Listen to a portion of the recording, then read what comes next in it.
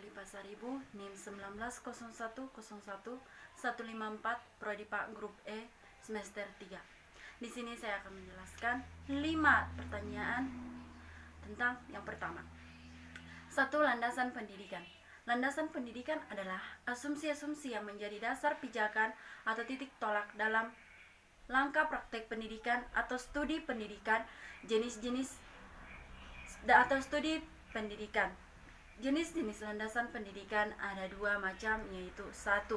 Landasan religius pendidikan, yaitu asumsi yang bersumber dari religius atau agama yang berfungsi untuk meningkatkan pendidikan. Yang kedua, landasan filosofi pendidikan, yaitu asumsi yang bersumber dari filsafat yang bertujuan untuk meningkatkan pendidikan. Yang kedua, Tutyuri Handayani. Tutyuri Handayani adalah asas pertama dalam Asas 1922 yang menegaskan setiap orang mempunyai hak mengatur diri sendiri dengan tetap memelihara persatuan dan kesatuan bangsa. Handayani sebagai semboyan, yaitu Tutyuri Handayani. Semboyan ini sudah digunakan dalam dunia pendidikan secara kebahasaan. Tutyuri artinya mengikuti dari belakang, dan Handayani berarti memberikan dorongan moral atau dorongan semangat. Bila digabungkan, arti dari Tutyuri Handayani ialah seorang harus memiliki dorongan moral atau semangat kerja. Yang ketiga, asas belajar sepanjang hayat. Lifelong education, belajar sepanjang hayat, adalah satu konsep ide gagasan pokok yang berlangsung dalam diri individu.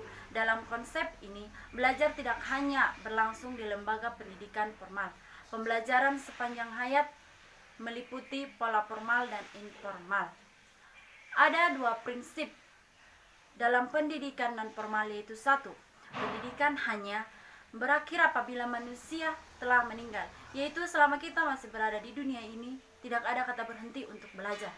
Yang kedua, kegiatan belajar ditunjuk untuk memperoleh atau memperbarui pengetahuan dan aspirasi, yang kegunaannya kita dapat memiliki pengetahuan dan mempunyai ide-ide baru. Dan yang keempat, ajas kemandirian.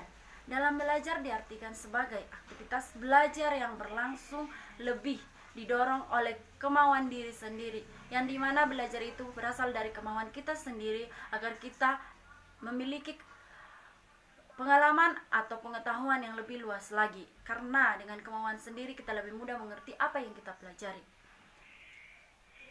Dan tanggung jawab di sini.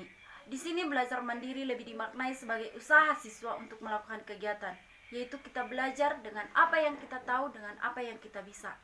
Seperti pada tingkat perguruan tinggi, istilah dalam SKS yaitu sistem kredit semester merupakan salah satu pelaksanaan asas belajar mandiri dalam belajar bagi mahasiswa. Yang kelima, kegiatan belajar dalam mengembangkan kemandirian. Dalam hal ini, meningkatkan kemandirian belajar, peneliti mencoba mengembangkan karakter mandiri siswa dengan memberikan stimulus dari luar, yaitu pemberian, bahwa dinamika kelompok merupakan salah satu contoh atau sinergi dari semua faktor yang ada dalam suatu kelompok. Salah satu tujuan pendidikan nasional adalah mengembangkan potensi siswa sehingga menjadi pribadi yang mandiri, yang memiliki kemampuan untuk memahami diri sendiri dan lingkungan secara positif. Sekian yang dapat saya jelaskan tentang landasan pendidikan, apa itu Tutyuri Handayani, ajas belajar sepanjang hayat, ajas kemandirian dalam belajar, dan kegiatan belajar dalam mengembangkan kemandirian. Sekian dan terima kasih. Shalom.